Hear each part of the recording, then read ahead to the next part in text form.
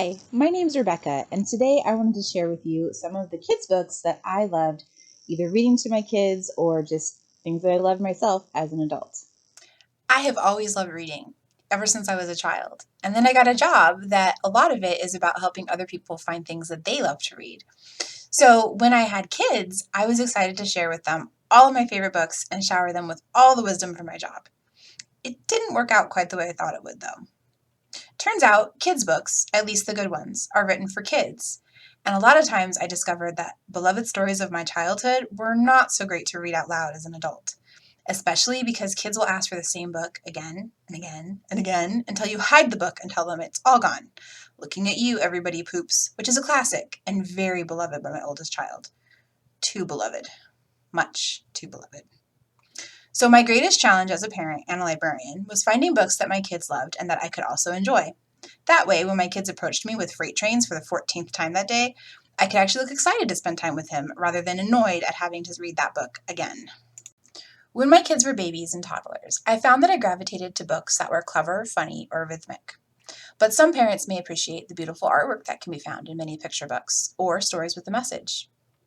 So I checked out tons of books from the library, just oodles, some of which I had never heard of and some of which I had. Then I read them first to see if they appealed to me, and then I tried the ones I liked out with my kids to see which ones appealed to them. Once I found the similarities in the books we liked, it was a lot easier to get more things to try.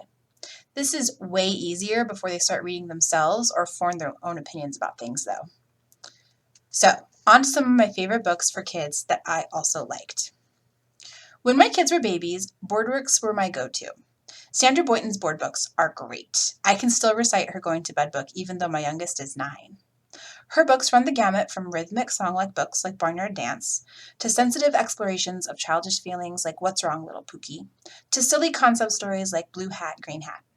Really, you could almost get away with just having her books around since she has written so many and her books fit so many niches. My kids and I also enjoyed The Very Hungry Caterpillar, especially in board books so the pages don't rip, as that can be pretty interactive.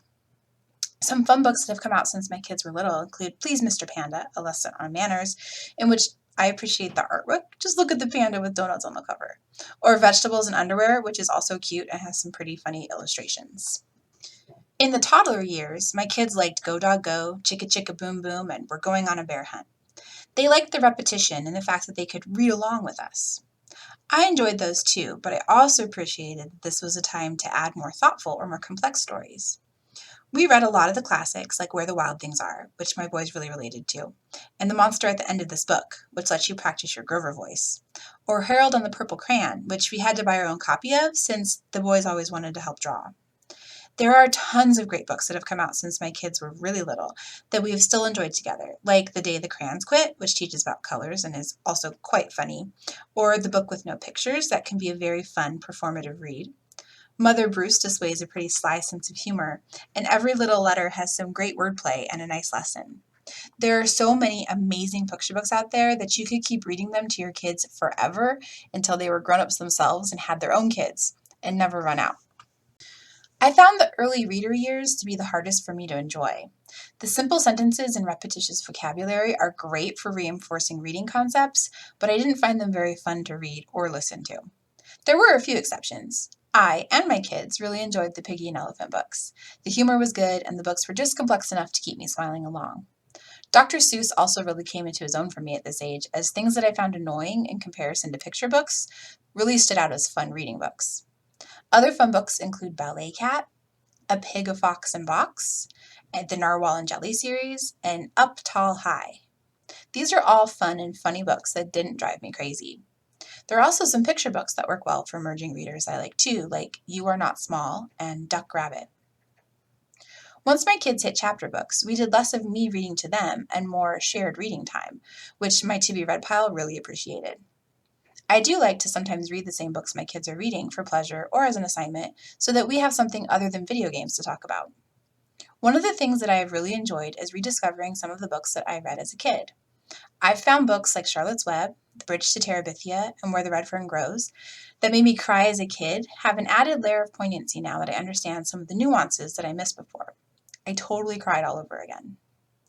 Tuck Everlasting and The Giver are some other classic books that I read in school that I found to still be very engaging and in some ways more frightening or thought-provoking when read with an adult's eyes. I like to read a lot of fantasy on the adult side of things, and I've enjoyed rereading Roald Dahl, Lloyd Alexander, Robin McKinley, and especially Diana Wynne Jones. But I've also found some books that I did not read as a kid, but like now anyways. Like The Mystery Down the Rabbit Hole, which features a realistic girl detective by an author who previously wrote for adults. Clementine reminded me a lot of Beverly Cleary, but a bit more modern, and I enjoyed Sarah Pennypacker's other books too. I've also found the new trend of graphic novels for kids to be great, as they're often quick reads for me, but can have really powerful or just fun storylines. New Kid was fantastic, and so was Pie in the Sky, and I love the artwork for Hilda and the Troll. I've found that having kids has really expanded my reading horizons. As an adult, I mostly read adult books and genres I enjoyed, and my kids and their ever-changing tastes have really helped push me beyond those boundaries. Not only have I rediscovered authors and stories that I loved, and found them to be just as good, if not better than I remember, but I've also found new books and genres that I wouldn't have tried for myself. Not all of them are hits. I have given up on many a manga series that my boys rave about, but it really has been fun to explore.